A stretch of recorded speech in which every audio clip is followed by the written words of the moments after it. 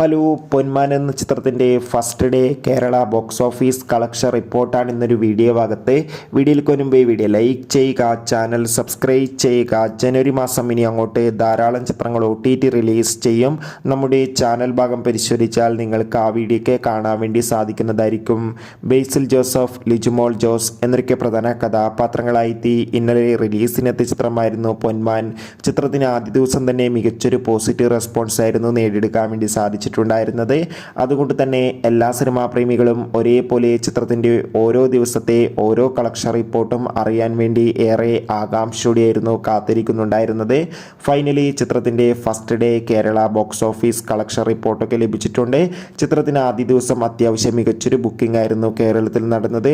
അതുകൊണ്ട് തന്നെ 1,10,00,000 അടുത്ത് വരെ ആദ്യ ദിവസം കേരളത്തിൽ നിന്ന് കളക്ഷൻ നേടിയെടുക്കാൻ വേണ്ടി സാധിക്കുമെന്നാണ് ട്രാക്കിംഗ് റിപ്പോർട്ടുകൾ സൂചിപ്പിക്കുന്നത്.